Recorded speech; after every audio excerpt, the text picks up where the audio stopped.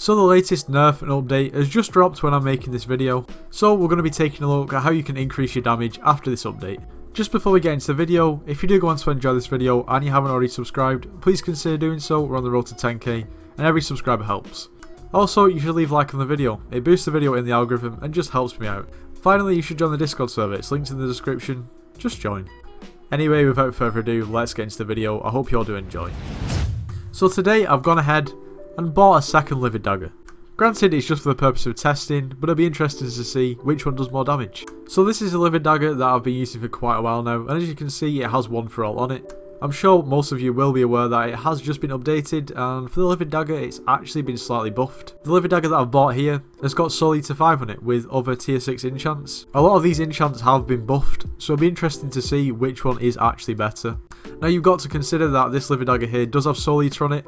Therefore, the one for all one will deal more of a consistent damage across pretty much all mobs other than in dungeons, whereas the Soul Eater will vary quite a lot. So let's get into the test. So to start off with, I'm going to do a damage test with the one for all Livid Dagger to see how much damage we're doing there. So it's about 170k, 170k again. Now we'll switch to the Soul Eater Livid Dagger and see what we're doing. Okay, well that's not exactly ideal. It's 97k, so not even 100k, 107k. So obviously we are just killing regular zombies.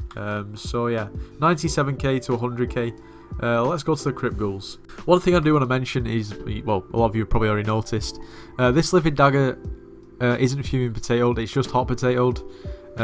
So I will take that into consideration a little bit. So we're going to use the one for all Livid Dagger to test first, and in theory this should do exactly the same damage if we can actually get a proper hit, which is 170k as expected. And then the Soul Eater Livid Dagger, the second hit now should technically do more damage, so didn't see that properly. 132k, so yeah, that makes sense. 128, let's say 130k. It's still not 170k though. So now we're in the end, and we're going to test out the one for all Livid Dagger, and I'm just doing it for consistency, like it should be. That was a backstab, we should be doing the same damage as before if we don't get our kill stolen, like so. 179k, so it does slightly more here.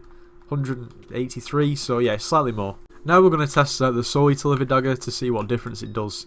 So 100k, but if we actually hit it again this time, 225k. So you can see now the Soul Eater Livid Dagger is doing much more damage than the one for all Livid Dagger because we're killing higher level mobs.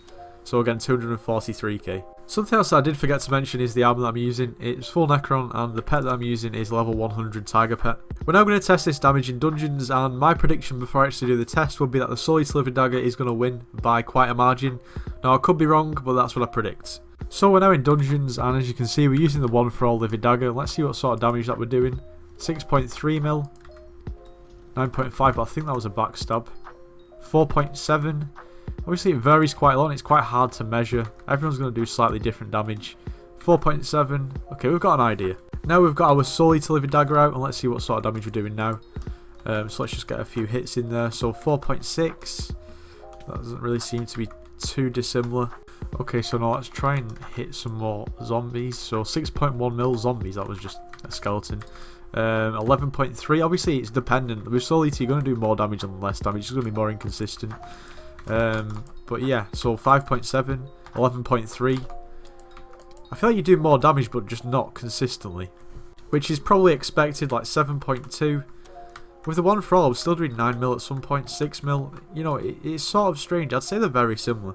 Now the one thing that I didn't mention earlier on in the video is that the one for all Livid Dagger that I have is still between 15 to 20 million coins, whereas the Soul Eater Livid Dagger that I bought before was over 30 million coins, so there's quite a big price difference. And to be honest, there wasn't really much of a difference. If it was up to me, I'd still go for the one for all Livid Dagger. After all, it has been buffed. The only reason why I wanted to try the Soul Eater Livid Dagger is because the other enchantments that are actually on the weapon have also been buffed. But one for all still wins, in most cases anyway. To be honest, maybe the problem isn't the weapon, and maybe it's the pet that I'm using. Obviously the Tiger Pet has been nerfed, and I was using the Tiger Pet.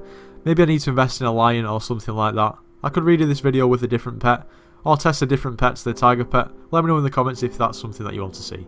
Anyway, I hope you all did enjoy the video. If you did, make sure you do leave a like, subscribe if you're new, and I'll see you in the next one.